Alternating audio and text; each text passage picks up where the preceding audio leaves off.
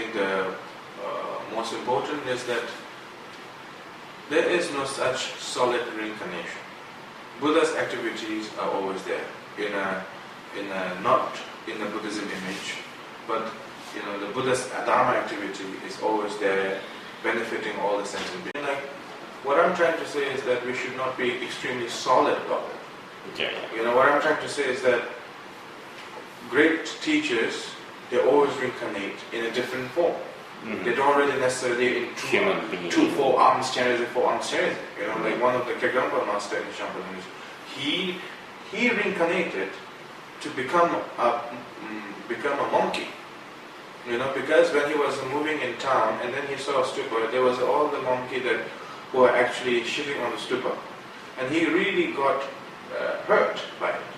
And then when he reincarnated, he really prayed that I want to be reincarnated as a monkey, so that I can help them, teach them, show them example, talk about Dharma.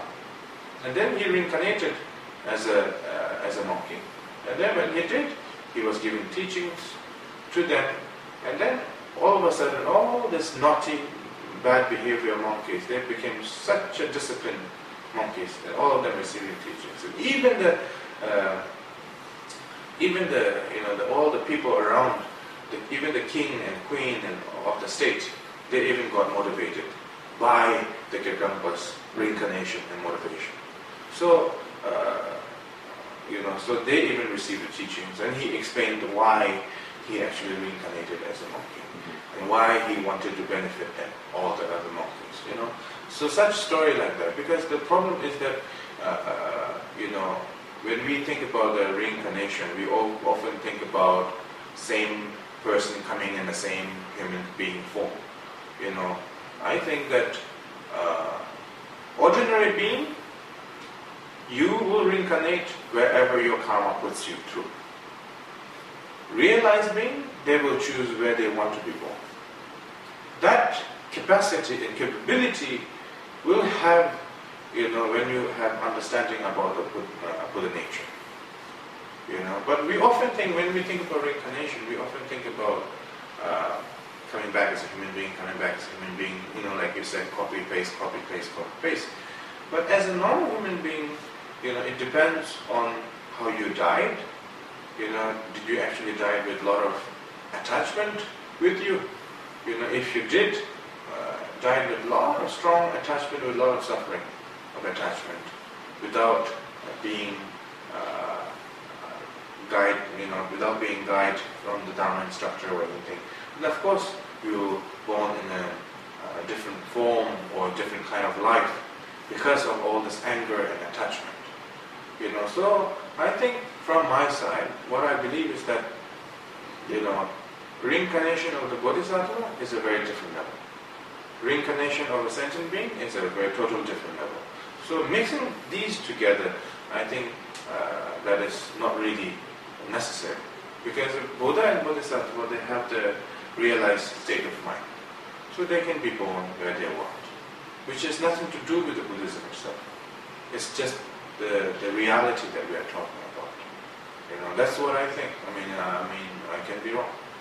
But as a normal human being, whatever the attachment or the karma we have, we will just go along with that. That's why for all of us to finding a stability and also practicing about the Bardo. That's why we're practicing Bardo, to find the stability in our mind, so that we can find the guidance. At the end, Buddhism is not a religion. Buddhism is not something that you must follow without doubt. You can have doubt anytime you want. You can go against anytime you want. But you need proof and fact. So the Buddhism provides the proof and the fact, like what actually happens during the Bardo state. Everything is carefully examined and shown to the student to do the practice. So there's a purpose in it. So I think that all of us, after gradually to practice about the Bardo and dream yoga, I think it's quite important to have our own guidance in our life. And not just this life, but also next life. I think that is very important. Because when we think about reincarnation, we often think about like a tree. Always stays in one place. Summers, there's always tree. And autumn, no leaf. in the winter, even the tree itself dies. Like we have this solid picture about the reincarnation, how actually it works. There is no such reincarnation, how it actually works. Some of us, we will be born as an animal, we will be reincarnated anyhow. Sometimes there will be long gap of bhagavad, and then we'll be roam around and we live in illusion of bhagavad. Then sometime we'll find the next life, but it depends on what kind of karma that you have. If you have really been kind or supportive or practitioner, of course you will be born as a human being. Or if you've gone through a lot of negative part, of course you will be born in a different kind of beings. Certain being, you will be born in different kind of beings. But when we explain about all that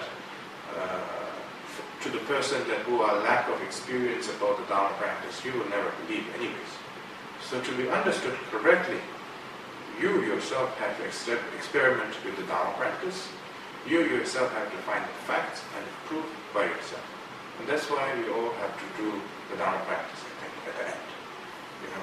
Buddha said, there is no I. Of course, he's talking about to decrease the attachment. He's talking about to find the liberation to ourselves. He's talking basically focus on that very much. And nowadays, the reincarnation of all the great different masters is totally different purpose. To continue the Dharma activity, to help and benefit all the sentient beings.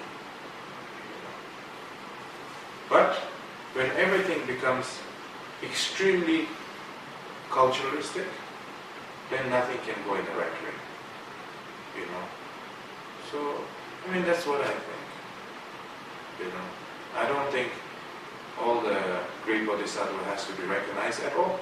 Whether you recognize them or not, they will still continue their Dharma activity without the name of Buddhism, without the name of Dharma, but with pure love and compassion to all the sentient beings in our society, and also in a different world and different universe. That's what I believe in. And I'm sure that is a quite kind of orthodox belief, so I don't really apologize for that.